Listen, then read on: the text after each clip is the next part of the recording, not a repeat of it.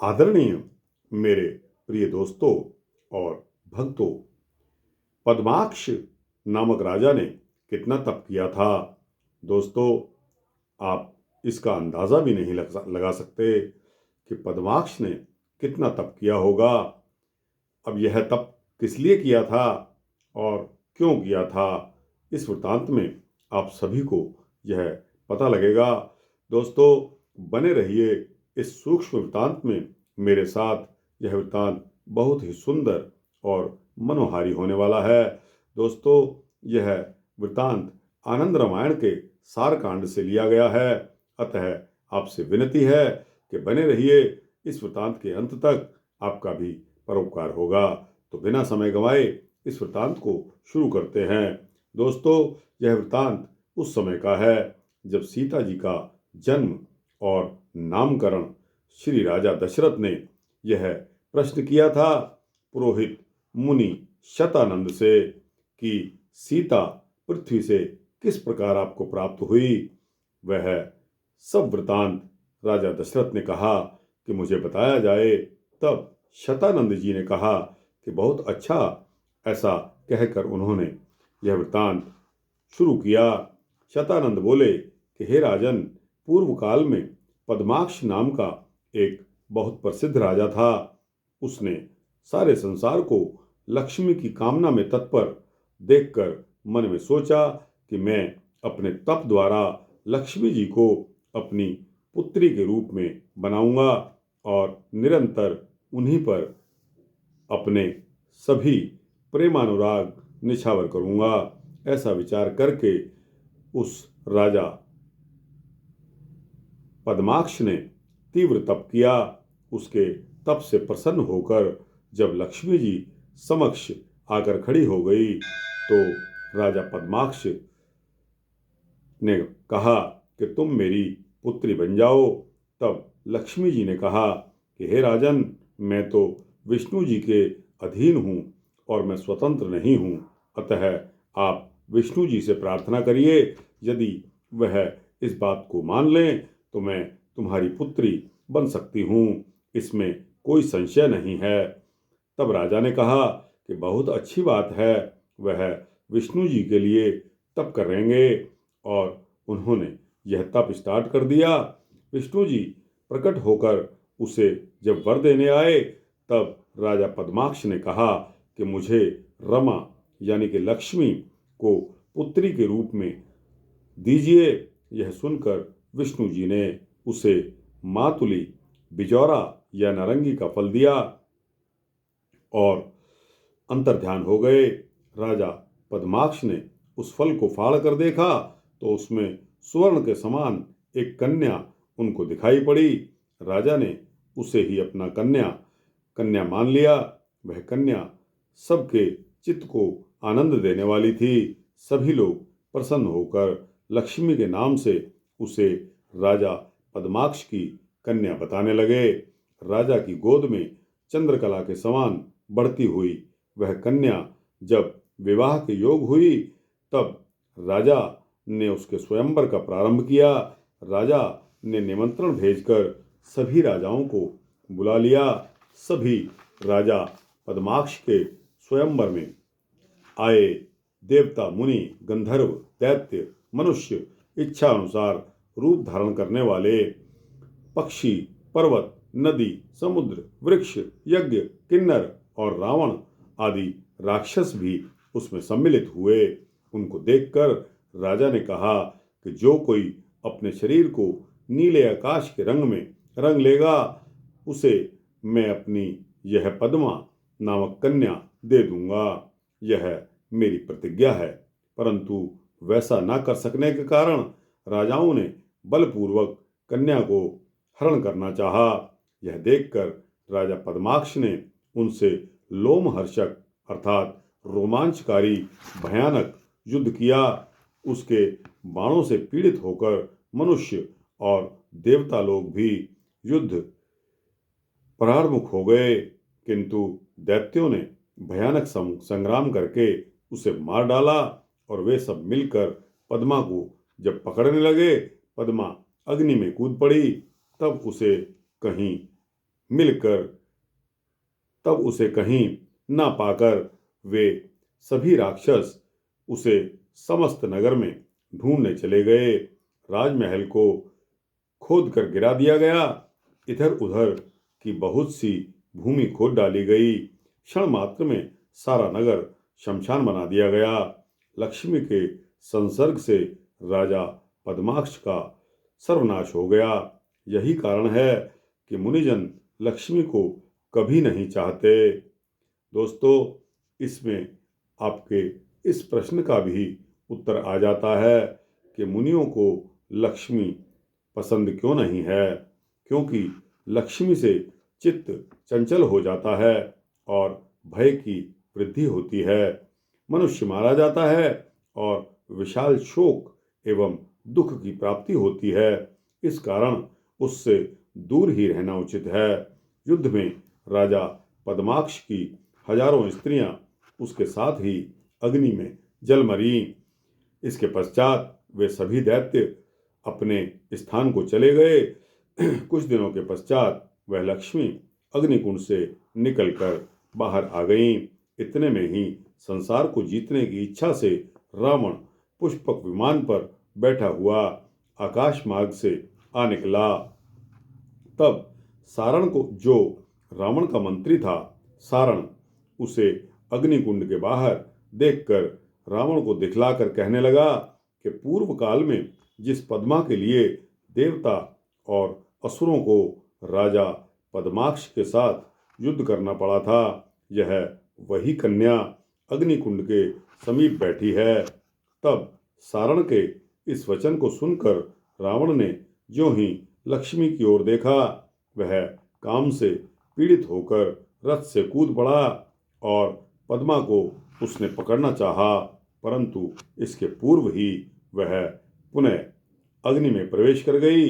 यह देखकर रावण ने कहा कि हे पद्मे, तुमने पहले भी अग्नि में प्रवेश करके सब राजाओं और दैत्यों को बहुत बड़ा कष्ट दिया है, परंतु आज तो मैंने तेरे निवास स्थान को जान लिया है। अब मैं इस सारे अग्निकुंड को छानकर तुझको प्राप्त कर लूंगा। ऐसा कहकर रावण ने जल के घड़ों से अग्नि को बुझा दिया और राख को उठाकर अपनी संदूक में रख लिया और विमान पर चढ़कर लंका को चल दिया। जब वहां पहुंचकर संदूक को मंदोदरी के महल में भेज दिया और दिन का अंत होने पर जब रात्रि में वह मंदोदरी सहित महल में विश्राम करने लगा, तब उसने मंदोदरी से कहा कि देखो, देवालय में रखे हुए संदूक में ऐसे कुछ रत्न में मैं बहुत ही परिश्रम से तुम्हारे लिए लेकर आया हूँ, जिन्हें देखकर तुम संतुष्ट हो जाओगी। जाओ, उसे ले आओ। मंदोदरी देव मंदिर में संदूक लेने चली गई, परंतु वह संदूक उसके उठाए से नहीं उठा और लौटकर रावण से उसने कहा कि वह तो मुझसे उठाई ही नहीं जा रही है। तब रावण स्वयं उसको उठाने के लिए आया, परंतु उससे भी वह पृथ्वी से नहीं हिली। तब रावण आश्चर्यजनक हो गया और उसे भय भी हो गया। तब रावण ने उस संदूक को वहीं खोल दिया। फिर तो सूर्य के समान कांतिमान एक कन्या उसे दिखाई पड़ी। उसके तेज से रावण की आंखें चकाचौंध हो गई और उसका तेज हत सा हो गया।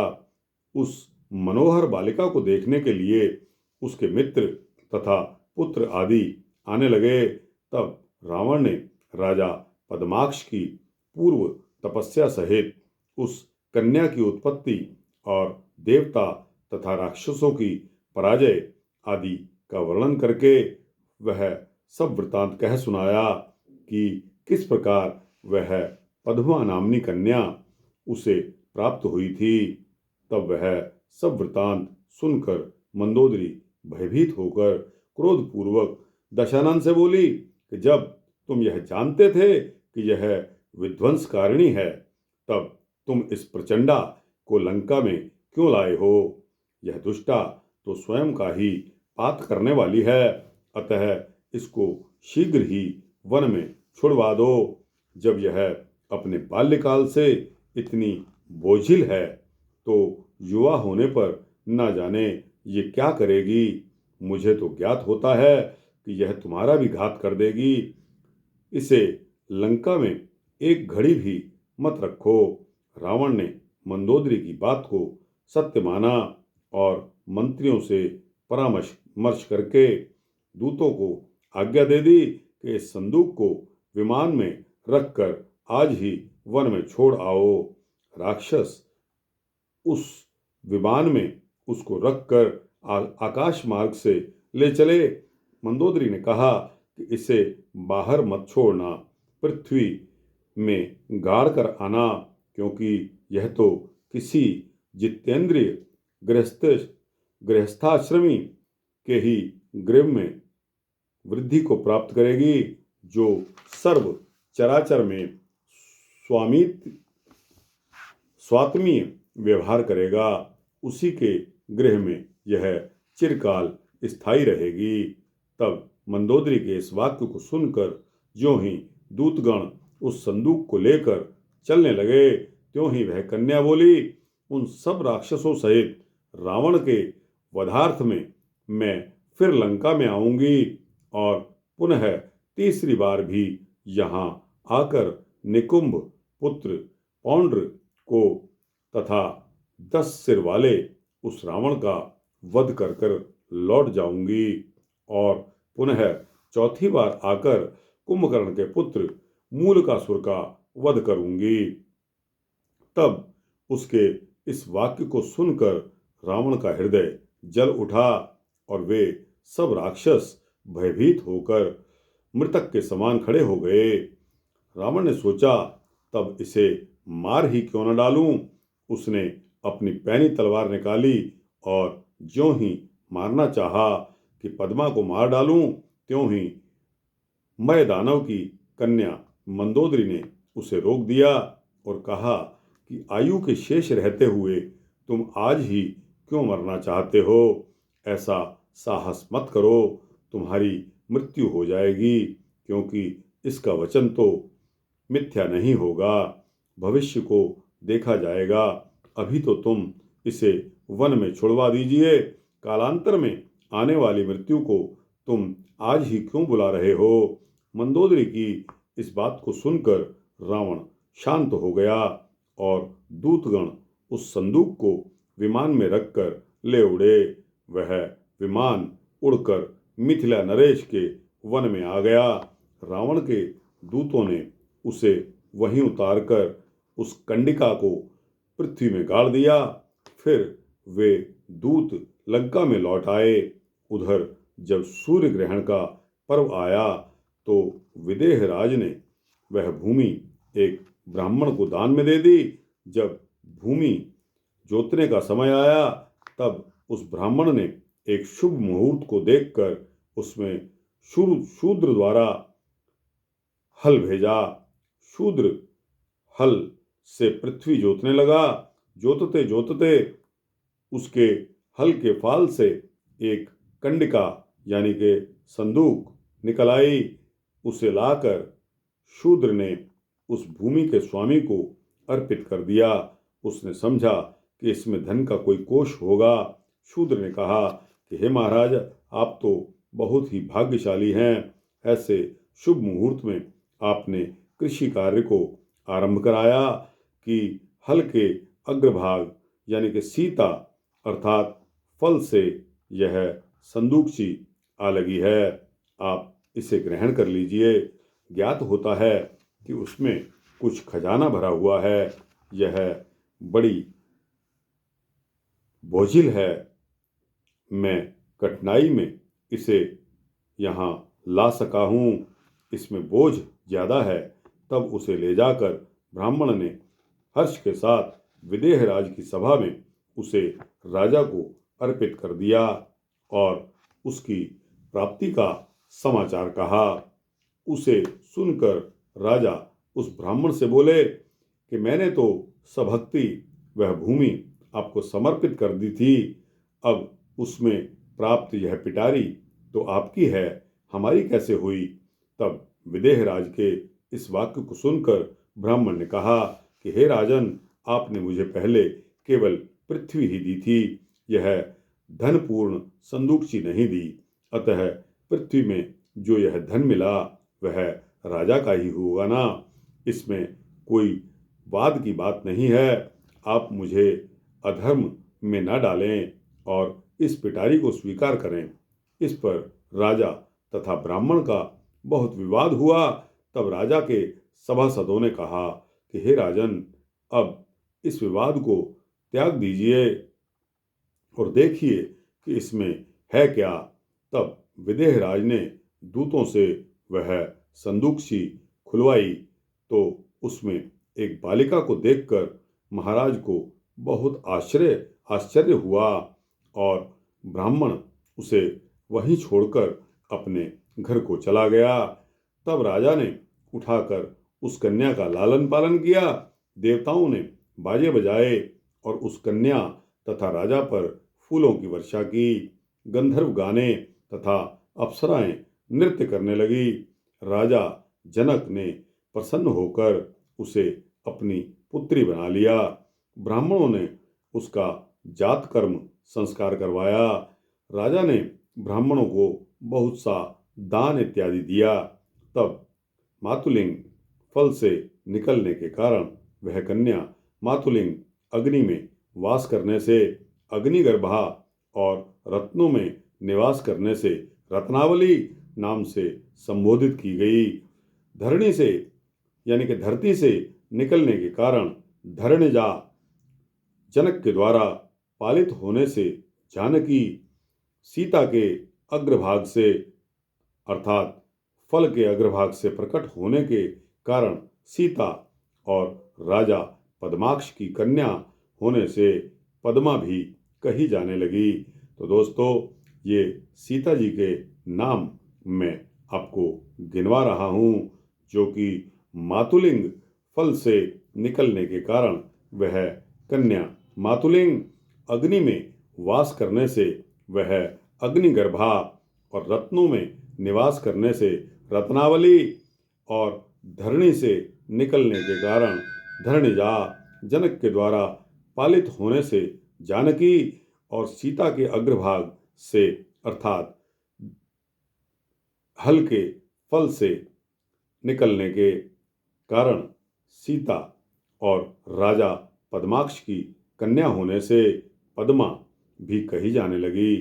हे राजन, हे दशरथ, इस प्रकार सीता के बहुत से नाम हैं। नीलवर्ण आकाश के रंग वाले राम ने इस सीता को प्राप्त करके राजा पद्माक्ष की प्रतिज्ञा को सफल कर दिया। तो दोस्तों, राजा पद्माक्ष की क्या प्रतिज्ञा थी, यह भी एक प्रश्न का उत्तर इस वृतांत में आ जाता है। तो दोस्तों, यह वृतांत आपको कैसा लगा?